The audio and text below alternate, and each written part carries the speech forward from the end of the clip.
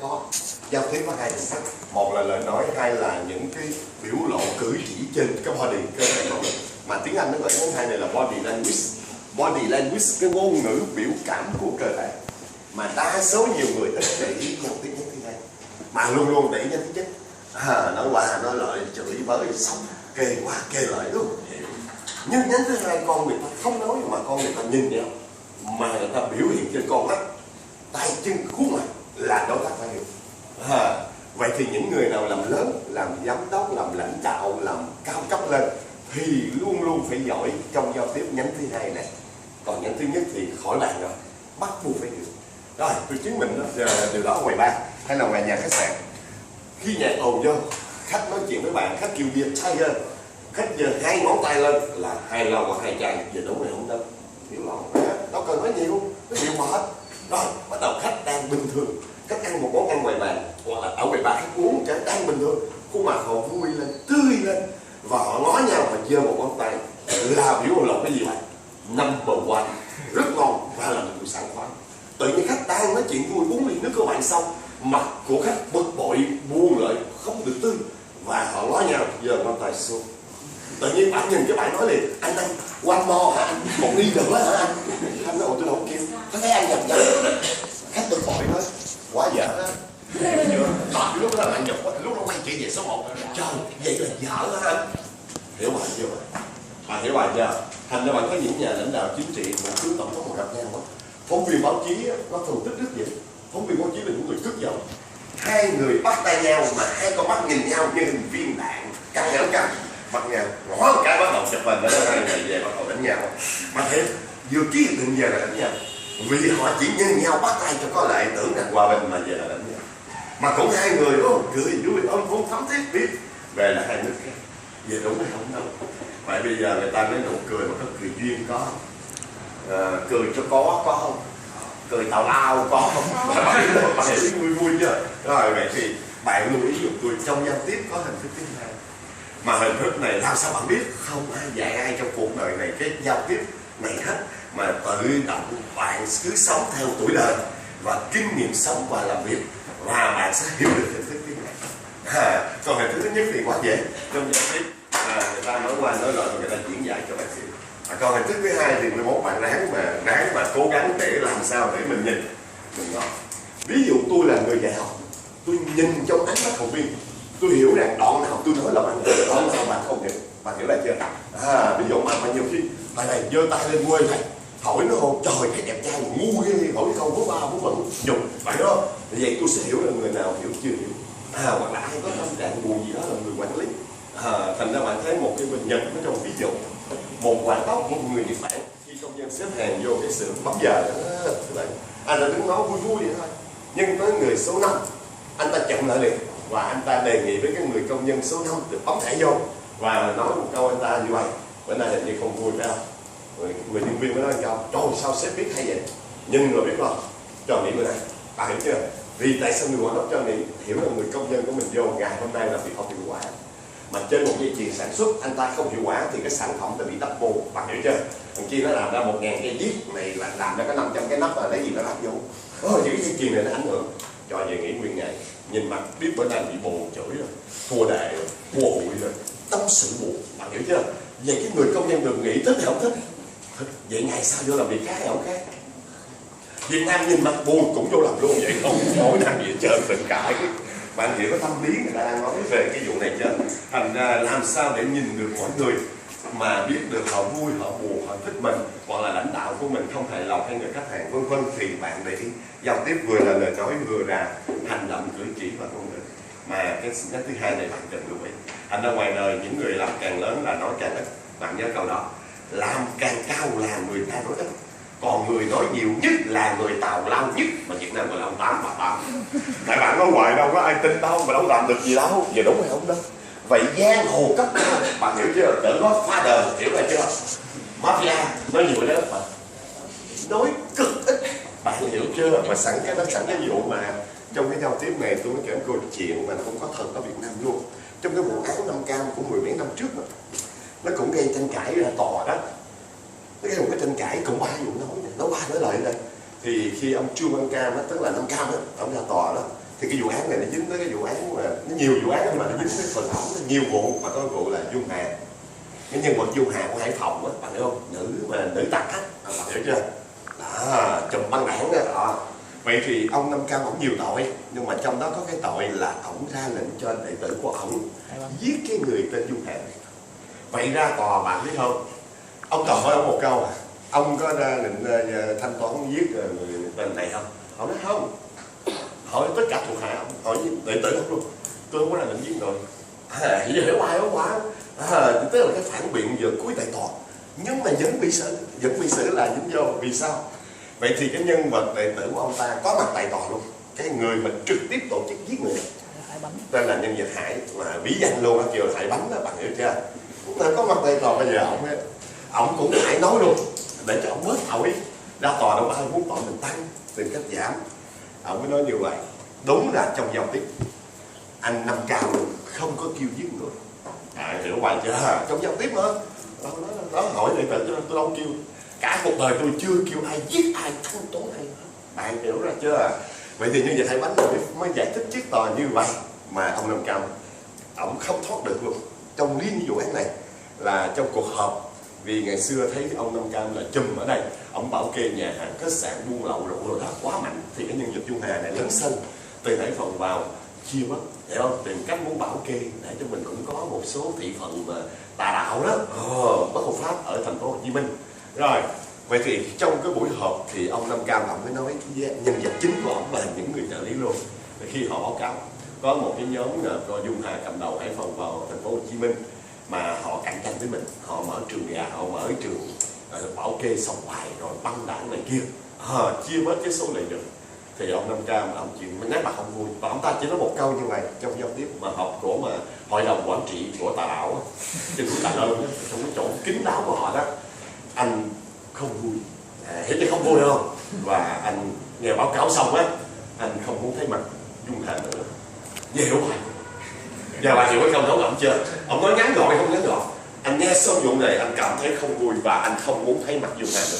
Và khi ông nói xong thì câu đã nói lên cái gì? Không muốn thấy mặt tức là phải khử, trừ khử là gì? Về cái nhân vật Hải Bánh này nghe xong thực hiện hay không thực hiện? Thực hiện xong về báo cáo xong rồi và ông ta cười mà chúng ta không nói. Vậy thì tại tòa ông Hải Bánh bắt đầu giải thích. Khi anh Nam Cam nói rằng không muốn thấy mặt ai là trong luật giang hồ phải ngầm hiểu trong cái giao tiếp này là trừ khử người đó bằng bất cứ hình thức nào tùy, hiểu không? Vậy mai mốt mà bạn nói chuyện với ai mình không muốn thấy mặt bạn nữa, căng đâu căng rồi điện thoại ra, bắt đầu công an đây là lời bằng chứng trước tòa, không muốn thấy mặt em nữa. Tại sao? Chia tay. Nhưng nói năng cho đàng hoàng á. Giờ hiểu trong giao tiếp chưa? Người giang hồ càng cao, chính trị càng cao, không bao giờ nói nhiều, nói ngắn gọn ít, phải hiểu. Vì sao? Giao tiếp mà ngắn gọn thôi, xúc tích thôi. Vậy chủ quản 11 gặp bạn, họ có nói nhiều với bạn không? Không. Bước tới 13, tổng quản lý chỉ cần nói cho một câu thôi. Ngó 13 nói với anh trưởng 13 trong 13 không có ngăn nắp đó mày, coi cho nó gọn gàng lại. Đó bạn người ta nói một câu nhẹ mà nặng hay không nặng? Nặng. Có khi nào một tuần 3 lần mới lại nhắc bạn 3 lần không? Mấy em dọn dẹp cho gọn lại mấy em, nhắc 3 lần rồi đó. Không bao giờ người ta nói một câu thôi. Bạn hiểu ra chưa? Để 11 ra làm việc, mình nghe người sếp lớp của mình nói cái gì thì cái lời nói đó theo bạn nên nặng ký không nặng ký? Nặng ký. Bạn hiểu ra chưa? Còn ngang thì không nói. Rồi khi bạn hiểu được thế nào là giao tiếp thì bạn quay về bài học. Giao tiếp khác. Giao tiếp khác là khác với giao tiếp gia đình và giao tiếp trong lớp bạn bè là chỗ nào? Khi trong gia đình chúng ta có những hoàn cảnh khác nhau, một người con là con một có thể nói chuyện rất là vô trật tự với gia đình mà ba mẹ nhiều nhiều khi nói ngang ngang với anh chị hay là mẹ cái trong nhà nhịn, tại sao nhịn? Đó là con một mình nó bạn trai đọc cô cầu bài, bạn hiểu bài chưa? Thành nó lên nó tự nhiên chị nó phải nhịn, cái mẹ nó lơ nó đi ra khỏi nhà cái mẹ nói với chị nhịn nó đi con, nó trai một mà lỡ nó cái có chuyện gì nhà tiệc tông tiệc tự, bạn hiểu bài chưa? Vậy trong gia đình đôi khi cách giao tiếp trong gia đình mà tự gia đình đâu biết mà người không nói ra. Rồi bây giờ nó lớp học, bạn học lớp này lớp khác, tự nhiên trong giao tiếp là bạn giao tiếp ngang hàng với nhau là classmate, là bạn học. Nhiều khi không nể nhau có không bạn? Vì trong đầu bạn luôn nghĩ tôi không có bạn này, tôi có bạn khác. vì tôi học rất nhiều trường lớp đó. Vậy ngay cả trong lớp này nói qua nói lại, sốc qua sốc lại có, giật tóc có, trọt trọt vô đầu có, giỡn khớp có, đúng hay không đâu. Những hành động giao tiếp đó bạn ở đây, bạn có dám ứng dụng với khách không? Chỉ với mặt cái mặt xấu ghê, trọt cái giật tóc này kia, uống ngon mà đặt nấu hoài này kia, căng à, bạn hiểu chưa? Vậy giao tiếp với khách bây giờ nó lại khác. Nếu tôi là người phục vụ trong dịch vụ, tôi vào bạn dưới cơ, hiểu bài nữa chưa?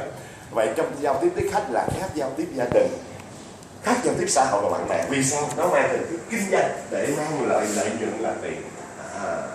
Và người ta nói vui một nghĩa bóng như vậy là khách hàng là người trả lương cho nhân viên chứ không phải chủ. Theo bạn suy nghĩ thì đúng hay không đâu?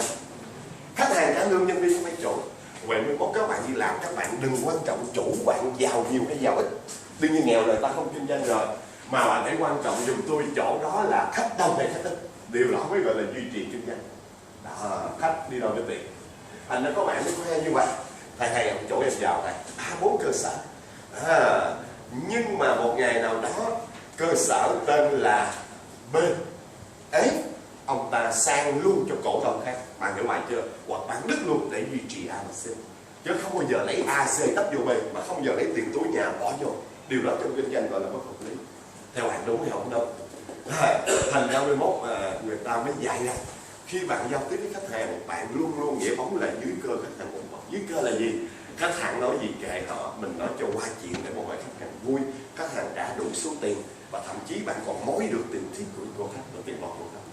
Theo bạn đúng hay không đâu? Hiểu bài chưa bạn? Thành ra 11 bạn sẽ thấy tình huống khi có cãi lộn cãi vã gì đó thì người quản lý và chủ luôn chọn khách hàng hay chọn nhân viên. Nếu bạn làm chủ, bạn chọn người khách hàng hay chọn nhân viên? Vì tôi muốn kéo khách, bạn hiểu không? Dẫn qua đổi nhân viên, hoặc đổi nhân viên này qua vị trí khác, lên lầu, qua làm phục vụ, trốn vô kho làm phụ kho, xuống làm tạp vụ, cleaner, đi chỗ khác để khách vô nó nói câu. Mỗi lần nói về bà thấy đó là tôi bực bội, tôi muốn không ngon, bữa nó chơi tôi mấy câu này kia. Bạn hiểu bài chưa? Vậy thì 11 chúng ta mới hiểu giao tiếp khách thì nó tới nhiều chứ. Rồi khách hàng bạn là ai? Đối với hiện nay thì bắt đầu khách hàng không còn là người Việt Nam nữa. Rồi về mặt địa lý người ta chia thế giới là 5 châu. Đây là địa lý vẽ theo bản đồ địa lý thì người ta chia 5 châu: châu Á, Âu, Úc, châu Phi, châu Mỹ. Rồi nhưng mà về mặt xã hội học, về mặt xã hội và triết học thì người ta chia cái thế giới ra làm có 2 nhánh thôi, là một nhánh gọi là phương Tây và một nhánh là phương Đông. Về mặt xã hội thì cái thế giới này chỉ chia về mặt xã hội, về mặt tinh thần là phương Đông và phương Tây. Còn bản đồ địa lý là 5 châu. Vậy phương Tây là ai mà phương Đông là ai? Phương Tây là tất cả quốc gia châu Âu. Phương Tây là những quốc gia châu Âu sống theo văn hóa phương Tây. Và song hành với châu Âu là ai? Châu Mỹ. Vì sao? Vì châu Mỹ là con cháu của châu Âu mà ra, đúng hay không đâu? Người châu Âu khám phá ra châu Mỹ và chuyển tải văn hóa tôn giáo qua đó. Vậy người Canada, người Chile, người Cuba hiện nay họ sống theo văn hóa giống châu Âu hay là châu Á không? Giống y như châu Âu 9,8%.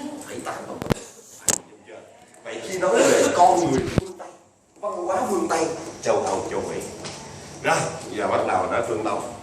Phương Đông là phần còn lại là châu Á, lớn nhất là châu Á. Tất cả các khối châu Á là sống trong nền văn hóa đó, theo châu Á, phương Đông. Còn lại là châu Phi. Và đương nhiên châu Phi lạc hậu quá, người ta không quan tâm lắm. Vậy thì nói về phương Đông, người ta đưa nguyên cái nền văn hóa của châu Á ra để làm đối trọng, để người ta so sánh với văn hóa phương Tây. Và châu Á, Việt Nam, Hàn Quốc, Nhật Bản, Trung Quốc, vân vân. Rồi, vậy bạn hiểu về mặt xã hội như vậy. Ai sống ở phương Tây và đẻ ra ở phương Tây thì đều sống theo văn hóa phương. Ủa giờ đúng hay không đúng? Vậy một thằng Mỹ con mà nó đẻ ở Việt Nam từ nhỏ tới lớn ăn nước mắm không? Đó bạn ăn nước mắm không? Ăn sầu riêng và giỡn hớp nói chuyện y như văn hóa phương Đông. Đúng hay không đúng? Vậy bạn thông cảm ngược lại, Tết này bà con em cháu bạn từ bên đó về. Nếu đứa bé đó 10 tuổi mà nó đẻ bên Canada mà nó về Việt Nam nó chơi Tết này, nhiều khi nó có những lời nói và phong cách mà nhiều khi bạn thấy hơi ngộ và lạ, có không? Và bạn đừng bao giờ bắt lỗi nó. Bạn hiểu bạn chưa? Đừng bao giờ bắt lỗi nó. Vì sao? Do bạn tóc đen thiệt mà tại con đẻ bên Canada, lớn lên học bên Canada, sống theo văn hóa Canada. Bạn hiểu là chưa? Nó tự ăn tự uống, bạn hiểu chưa? tự nhiên bạn gấp đồ ăn vô chén nó lắc đầu không thích, bạn sợ nó không thích, mặc dù cháu bạn bế nó không thích, bạn còn thấy mình ghê nghĩ gì kêu con phát mới rời vô không cho, vì cô dạy nó không cho ăn người lạ đụng vào nó. Vậy đúng hay không đâu? Trong khi Việt Nam bế đưa ngồi ra dụ cỡ nào cũng đi theo, lớn cỡ này dụ thì mất tích luôn. Hiểu không? Hiểu vui vui chưa? Và hiểu là văn hóa chưa? Vậy thì người ở đâu sống theo văn hóa đâu? Chiều nay nóng nực, một người nào ăn mặc bikini quá mát mẻ đang ở Việt Nam văn hóa phương Đông, đi từ nhà để tới trường thì chưa kịp tới trường mất tích. Bạn hiểu hoài chưa? Ở Việt Nam nếu như mùa nóng bạn đi tắm biển mà bạn không mặc gì hết, gọi là bãi bờ biển set on the beach đó, bờ biển khỏa thân, thì bạn tắm xong không thấy mất mạng luôn. Hiểu hoài chưa? Nhưng ở nước ngoài nguyên một bờ biển hàng ngàn con người tắm không ai dòm ai. Bạn hiểu ra chưa? Mà ở Việt Nam ra tắm, nhiều người ra không tắm bắt đầu nhìn bạn. Bạn hiểu hai cái văn hóa khác chưa? Bạn hiểu ý nghĩa chưa? Ở phương Tây, tối nay mỗi ngày người ta vẫn có chương trình sexy show. Bạn hiểu bạn chưa? Và chuyện đó bán vé và vui vẻ và thưởng thức và bình thường với ăn cơm mỗi ngày. Mà Việt Nam vừa tổ chức sexy show là nó vô nó ngồi, nó nhìn xong nó không ngồi yên được mà nó bu lên sân khấu. Bắt đầu là có chuyện. Vậy thì chính phủ Việt Nam không cho tổ chức sexy show là đúng hay không đúng? Là đúng. Không cho nhiều người Việt chơi casino, sòng bài á, là casino cũng đúng luôn. Vì kia là văn hóa đó là gì? Nó dư tiền, nó nhà rỗi rồi, buồn ghê, còn 3.000 đô trong túi không biết làm cái gì. Cho ăn mày rồi, đóng thuế rồi, vợ con dư rồi, cầm 3.000 đánh nghĩa là thắng cộng đánh thôi, quăng 3.000 vô máy. Việt Nam 3.000 ở đâu ra? Đi cầm nhà, cầm xe, sổ đỏ để đi chơi lại. Nếu bạn chơi xong mát, mát. Bạn hiểu hai cái văn hóa đi chơi casino nó khác nhau. Thành ra chính phủ Việt Nam hiện nay không cho người Việt Nam vô chơi casino là đúng hay sai bạn? Đúng. Tôi là thủ tướng tôi cũng không kiến định không cho luôn. Vì trong văn hóa người Việt không hiểu rằng cái tiền đi đánh nhà thằng kia văn hóa nó là dư rồi, nhàn rỗi rồi, xài hết đứng dậy đi về. Bạn hiểu chưa? Mà mặt cũng tươi. Việt Nam hết một cái mà có tươi không? Không, về đi chôn ăn cắp đồ khác trừ đó. Bây giờ khổ hay không khổ? Vậy thì để bạn hiểu ra hai nền văn hóa. Rồi vậy thì văn hóa phương Tây là gì? Bắt đầu bằng ở một lần này. Và tự nhiên văn hóa nó thay đổi liên tục, không giờ nó dừng lại đâu. Có nghĩa là như vậy, 5 đến 10 năm là một cái xã hội luôn luôn phải có thay đổi. Mà người ta nói vui là nó sẽ thay đổi theo một chiều hướng tích cực, chứ không phải là tiêu cực để diệt vong. Rồi, bên phương Đông và bên phương Tây. Vậy thì chiều nay không phải như đây là đủ, mà chiều nay trên bảng của bạn là một số nét cơ bản. Tức là người phương Tây họ có những cái tánh gì khi bạn làm việc để hiểu nhau, và bên phương Đông. Chứ nói mà chiều nay thầy em rành văn hóa phương Tây chưa hẳn. Bạn hiểu ra chưa? Và ngay cả Việt Nam luôn.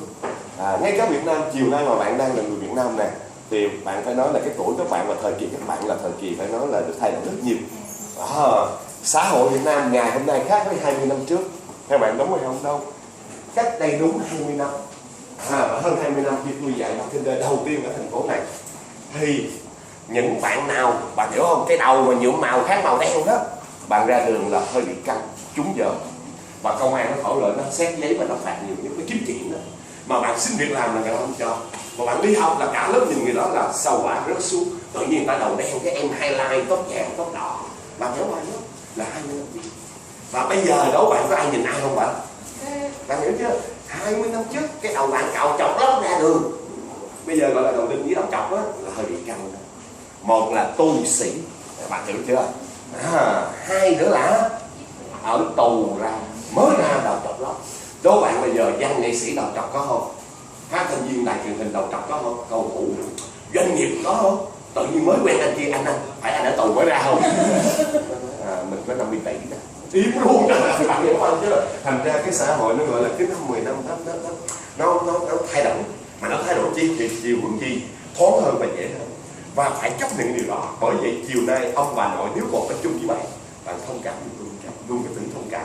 Có thể các bạn đi học về tự nhiên là đôi khi bị bắt lỗi dài cái gì đó mà ông bà nội đang còn sống, họ bực bội với con họ. Bạn hiểu bực bội chưa? Tự nhiên bạn mới về tới nhà, bạn mở tivi lên âm im nói gì chịu qua cãi lương.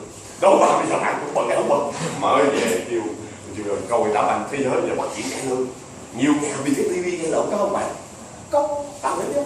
Tự nhiên chiều nay bạn đi tập văn nghệ với trường của bạn gì đó, tự nhiên bạn rủ một vài bạn bè về nhà, cái bạn đứng trong phòng khách, cái bạn đang tập rồi để múa nhảy, bà ngoại là ngon ngon cái vụ này ngộ à. Nam nữ thọ thọ bất tương thân, nhảy nhảy biết mốt có bầu nè. Cái bài đó đuổi lắm, đi về mốt không cho ngủ tập này kia. Vậy nếu người già còn sống mà họ không hiểu như tôi đang nói ra về mặt xã hội, thì giữa người già và người trẻ có một khoảng cách, các bạn đồng phải không đâu. Rồi vậy thì chiều nay bắt đầu bạn nhìn phương Tây họ có những cái văn hóa gì cơ bản mà bạn nên biết, bạn biết để làm gì. Vì hiện nay Việt Nam đang có những liên danh làm việc chung với người nước ngoài. Tổng GM, tổng giám đốc là người Đan Mạch, giám đốc nhà hàng Âu là người Pháp, giám đốc nhà hàng Á là người Hồng Kông, ví dụ thủ kho Philippines, chưa kể khung chế xuất, và chưa kể trong đội banh hiện nay tất cả các thế giới cũng là hỗn hợp với văn hóa một hết, hỗn hợp đủ màu da. Rồi và bạn hiểu đến 11 bạn có thể đi du học nước ngoài, hoặc bạn đi kết hôn với người nước ngoài, hoặc là bạn làm việc chung với người nước ngoài, thì bạn mới hiểu văn hóa phương Tây nó có số liệu cơ bản. Mà bạn không hiểu văn hóa là hơi bị căng đấy. Bạn hiểu không hiểu văn hóa là có thể nó đưa tới những cái mà con người ta giận nhau là dễ nhất, đơn giản nhất, và thậm chí con người ta thù nhau luôn vì không hiểu văn hóa. Ví dụ đối với người phương Tây, các bạn nói chuyện mà bạn không biết, bạn giơ một ngón giữa lên rồi bạn chỉ vào mặt họ là bạn có thể bị đánh, bị giết hay là bị lên án, và đó là sự thô tục. Bạn hiểu bài chưa? Rồi nếu như bạn gặp đạo hồi một số một cái quốc gia mà khi bạn nói chuyện hay bạn ứng xử, họ cấm bạn giơ cái ngón tay vô mặt bạn, vô mặt họ hay là giới thiệu. Ví dụ bạn mới nói A, B, C, D hay tôi mua món này món kia, bạn giơ món nào là chặt đứt món đó, vì đó với họ là sự xỉ bạc. Mà bạn phải giơ nguyên bàn tay, đây là Hằng, đây là Hùng, tôi muốn mua món này món kia. Việt Nam chỉ đủ thứ trọt, bạn hiểu không chứ? Vậy bạn thấy văn hóa Nhật Bản chưa? Khi chào là một sự mà riêng hẳn riêng, quá lịch sự. Mà nhờ chào riêng vậy mà về già ít bị cặp xương sống. Ủa giờ đúng không đâu? Thấy văn hóa Thái Lan chưa? Gặp nhau chào lá, không phải là lại gì hết, đây là một hình thức văn hóa Thái Lan. Việt Nam gặp nhau không có gì riêng, chỉ nó không. Bây giờ bạn hiểu ra chưa? Hiểu để mình tôn trọng nhau. Rồi vậy thì bạn bắt đầu mình nhìn văn hóa phương Tây. Những điểm rất chính cho nó yêu chuộng tự do. Và yêu chuộng tự do thì nó đi tới một cái này, cá nhân chủ nghĩa. Vậy tôi sẽ giải thích cho bạn cái chỗ này đầu tiên. Đối với người phương Tây mà khi mà thanh niên của nó, thanh nữ nó luôn tới 18 tuổi đó, nó mừng giống như là được giải phóng. Việt Nam là phú ông địa đó. Vì sao? Vì theo văn hóa phương Tây, khi công dân nào đúng 18 tuổi là được một cái quyền về văn hóa gần như tuyệt vời, là được tự do cá nhân. Mà cái quyền tự do cá nhân nó nằm trong chỗ này, để thể hiện cái chủ nghĩa cá nhân, là bạn được quyền quyết định hết cho cuộc đời bạn, bắt đầu từ lúc bạn đúng 18 tuổi. Khi bạn muốn đi nước ngoài thì bố mẹ bạn không được cản, mà chính phủ không được cản luôn, nguyên ghê. Bạn hiểu chưa? Tức là đúng 18 tuổi, người con gái đó nói tôi không thích ở gia đình, vô khi lúc sao hả? Người trai đó tôi yêu ai đó, rồi đi ra khỏi nhà, tôi đi qua nước khác. Chính phủ không làm tin luôn. Thể hiện hết là từ 18 tuổi là mỗi người công dân được cái quyền tự do cá nhân. Nhưng buông lỗi là gì? Bắt đầu từ ngày đó bạn phải chịu trách nhiệm với hoàn toàn những gì bạn làm. Mà tiếng Việt gọi là khôn nhỡ người dạy chịu.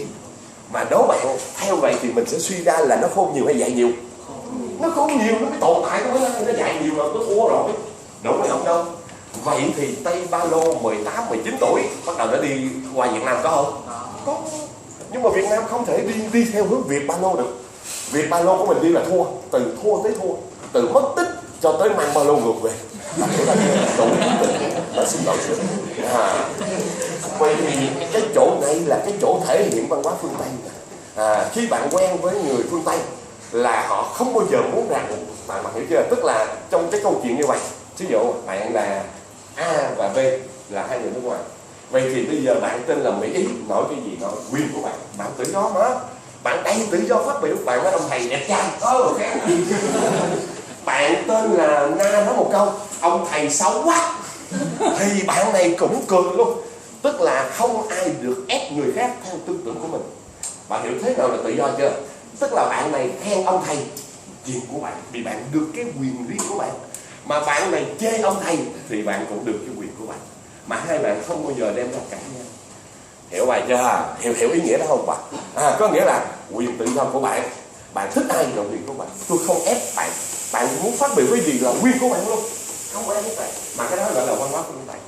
Mà nói ra nó sẽ sốc nhiều chuyện lắm đó bạn. Việt Nam mình thì đôi khi nhà nước mình cũng chưa có muốn một cái rộng rãi lắm cho thanh niên. Chứ thực sự cái quyền tự do mà nói ra đó, nó là cả gần một quyển sách đó. Tôi chỉ nói cho bạn vài cái thôi để bạn hiểu thế nào là một cái freedom á, quyền tự do. Nói theo luật đó nha. Đây, nói ra thì bắt đầu tại vì nhà nước mình là nhà nước một đảng. Bạn hiểu là chưa? Thành ra nhà nước mình đôi khi có những cái nhà nước của mình có rộng rãi trong cái đường lối chính sách đâu. Không, vì độc đảng đó, bạn hiểu chưa? Bên kia nó là đa đảng mà, nó đầy tự do. Vậy bắt đầu bạn nhìn sơ sơ, tôi đang nói những cái cơ bản nhất là nói với công dân phương Tây đó, nó được tự do cái gì? Vài nhánh thôi mà bạn đã thấy mà nó còn đầu hoài đó. Thứ nhất, quyền tự do học hành. Có nghĩa là bạn muốn học ở nước nào là quyền của bạn. Bạn người Pháp, bạn bỏ Pháp, bạn qua Anh mà học được, không ai cấm. Bạn hiểu bài chưa? Nói bài ở Việt Nam vô duyên không? Ở quận nào học quận đó, đúng tuyến có hay không có? Nhiều chuyện vô duyên muốn chết, tự nhiên đẻ đứa con ra, trời ơi bé phải học quận này, bé qua phường khác là bé đã trái tuyết không cho bé học, rồi bé phải đóng tiền, phụ huynh phải đóng sổ nhạc vàng. Ủa kỳ không kỳ? Bạn được quyền tự do học hành, đúng hay không đâu? Bạn được quyền tự do, nó gọi là ngôn luận. Ngôn luận tức là nói á, bạn được quyền đó. Đó là quyền của bạn, nhưng mà chưa chắc bạn nói tôi đã nghe lời bạn. Có nghĩa là thầy nói con gà có 2 chân, bạn này nói con gà có 3 chân, kệ bạn. Đó là quyền tự do của bạn. Nhưng mà tôi vẫn biết là tôi đúng. Bạn hiểu chưa? Nhưng mà tôi vẫn để cho bạn nói con gà 3 chân, vì bạn có cái quyền tự do suy nghĩ. Vì biết đâu bạn đã thấy được một con gà 3 chân. Bạn hiểu chưa? Nhưng tôi thì thấy con gà 2 chân nhiều hơn con gà 3 chân.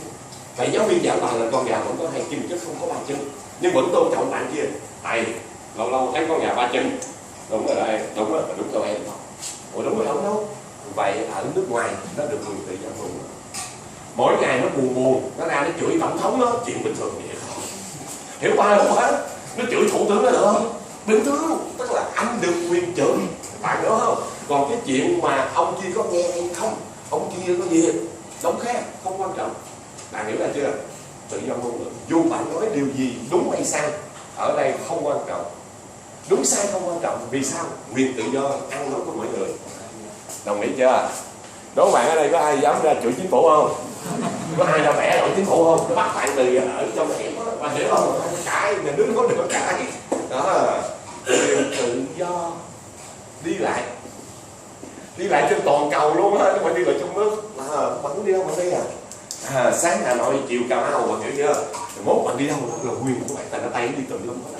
Vì nó nói tôi không có tội nha, tôi muốn đi đâu quyền của tôi, miễn tôi có tiền tôi đi sinh hoạt gì đó. Tự do yêu đương, tức là nói cho nó nghĩa bóng lịch sự đi, tự do hôn nhân á, tức là bạn muốn yêu hay quyền của bạn. Quyền của bạn. Gia đình không được cấm mà chính phủ không được cấm. Vậy hiện nay nhà nước mình cũng bị bài cái này mà nhà nước mình mới á. Giờ gái Việt Nam lấy đàn ông được không? Được. Bạn hiểu chưa? Bởi vì nó theo luật quốc tế mà. Vậy chú rể 70 tuổi mà cô gái 20 tuổi ở miền Tây Việt Nam được hay không được? Được. Bạn kêu chú rể bằng tên mà bạn kêu cô dâu bằng tên, hàng lấy chồng hả? Vậy bác khỏe không? Trời ơi, mà kêu chồng bằng bác hiểu qua chứ. Tự do hôn nhân. Một bà 50 lấy chồng 30 bình thường, cô gái 19 lấy chồng 80 bình thường. Đó là tự do hôn nhân. Xuyên màu da có không? Da trắng cái da đen được không bạn? Được luôn, người ta ghi cho bạn là cái quyền tự do hôn nhân. Rồi, và quyền tự do đi lại hôn nhân là cái chính này. Rồi, tự do tôn giáo. Đó là sáng hôm nay bạn theo đạo Chúa, và cuối qua năm các bạn buồn bạn bỏ nhà thờ bạn đi theo đạo Phật, được không được? Bởi vậy hiện nay một số người ở phương Tây nó cải đạo theo đạo Hồi có bạn giữ chính cái này tự do tôn giáo. Có nghĩa là bạn muốn theo đạo nào là bạn theo quyền của bạn, và cuối cùng bạn không theo đạo nào hết cũng được không được? Được luôn. Những cái quyền tự do hơi bị nhiều mà những cái chánh là học hành nè, nói chuyện nè, đi lại nè, hôn nhân nè, tôn giáo nè, và tự do về làm việc luôn. Bạn muốn làm việc gì là quyền của bạn, miễn đừng có chế là thuốc nổ thôi, in tiền giả, những nghề người ta cấm, bạn hiểu không? Rồi, rất nhiều. Vậy thì người phương Tây thanh niên nó được dạy cái chỗ này, nó được dạy cái chỗ này. Đó, để mới nói lên cái chỗ là yêu chuộng tự do. Vậy thì cá nhân chủ nghĩa nó mới nói là cái gì ở đây? Mà riêng bạn là bartender, khi bạn làm việc chung với người nước ngoài, bạn hiểu người nào việc nấy và cá nhân chịu trách nhiệm. Vậy mới mốt khi các bạn mà làm việc, nếu bạn làm trong cái người nước ngoài thì nếu bạn có sai cái gì đó, nó không có cảnh cáo tập thể và nó chỉ là cá nhân chịu trách nhiệm,